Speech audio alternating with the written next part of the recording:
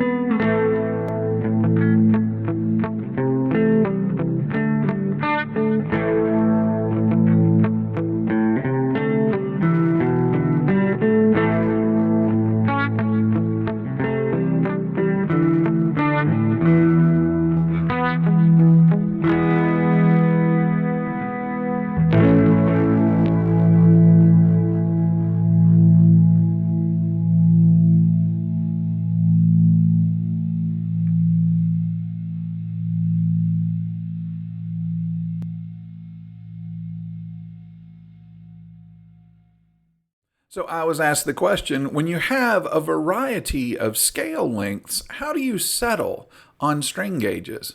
Well, it's not as difficult as you might think. Like, share, comment, subscribe, enjoy, and hopefully learn. The first thing we have to figure out is what is your range of tension. For example, my American Standard Strat is a 25.5 inch scale, and I normally play 8s. So I'm going to punch in all of the numbers that are associated with the strings in their relative positions and pitches, and that's going to give me a string tension number. Now, this takes a little bit of time, partially because sometimes I forget which octave which note is in, and math is not my strong point, much less musical math. But if you take your time, this will give you an idea of your range. One suggestion I have is to grab another guitar with a different scale, especially when you're using this particular string tension calculator. This one is at stringtensioncalculator.com. How handy is that? And I'm going to reduce the scale of all the strings at the same time. That's why I like this one. And I'm going to drop it down to around where the CNZ Audio and the Squier Minis come in. Now you can see the tension at the same pitch has changed. But if you go in and you change the gauge of the string, you can dial that tension up to get another relative value. Now I'm not trying to match the tension, I'm trying to establish my range. Because once I have my range, it's going to help me establish which tension I like better for the shorter scale guitars. First up, let's look at the 18 to 19 scale guitars. This would be the Voxes, the Samick, and a couple others that I have on the shelf. So we dial that scale down all at one time because it's just easier that way. But before we leap to monkey with the string gauges, we have to remember that with these guitars, I generally tune them up about 3 steps.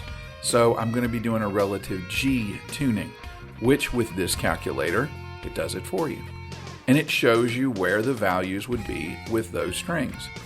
Now we have to play a game because we have to enter different gauges of strings trying to get something within the range of where I'm comfortable. And we have to balance that with how I order strings. I tend to order strings in sets, not individual strings. So I have to keep in mind as I'm moving these numbers around that I have to keep them within the specifics of pre-prepared sets of strings. And this is where some of our superstition kicks in, because we may find that it's easier to buy our pre-packaged sets of strings from a different company in order to avoid or to obtain a certain round wound string, or in order to gain a wound string if we like a particular style of music.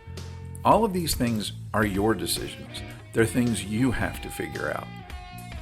That's one of the great things about the online guitar community is you can never worry about finding an opinion. You might worry about finding an answer.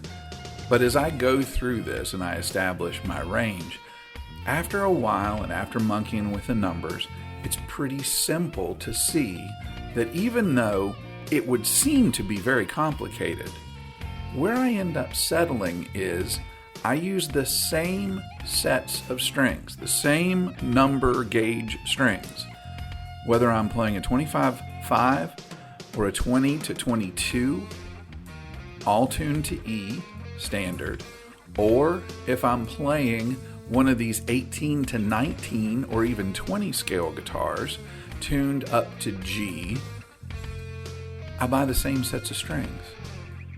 And that's why I buy them in bulk. That's why the deal of the day is sometimes my friend, because I end up buying 10 packs of these at a time.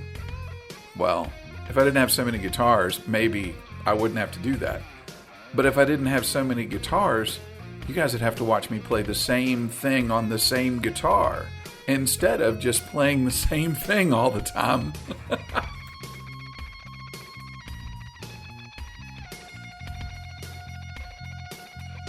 Sorry, I took a little break for the in-tempo fan picking. I do it so rarely. Now I'm going to take that same range and I'm going to apply it to the 5-star or the Ibanez piccolo guitar. These guitars are a much shorter scale, but they're also tuned up to A. So you would think, well, it seems logical that I'd be able to use 10s on them. But no, these guitars have to stand out and be a little bit different. I have to go all the way up to 11s. So, as you can tell, even though I have a lot of different guitars and a lot of different scales, for the most part, I can keep these overall tension values the same, which saves me wear and tear on the neck. But I can also keep the individual strings relative tightness to each other, building from the high E up to the A, or in the alternate tunings, whatever relative tuning that happens to be. But the tension tends to build as it goes up from the floor before dropping off at the top string. So I maintain a similar feel, even if it's a different key or a different pitch. And that makes it easy to jump from guitar to guitar. It makes it simple because even though my brain may be telling me, oh, this is a different note, relatively it's the same shape, the same patterns, the same scales, and it's easy to transfer from one to another. See, it's as simple as that. Now, go play.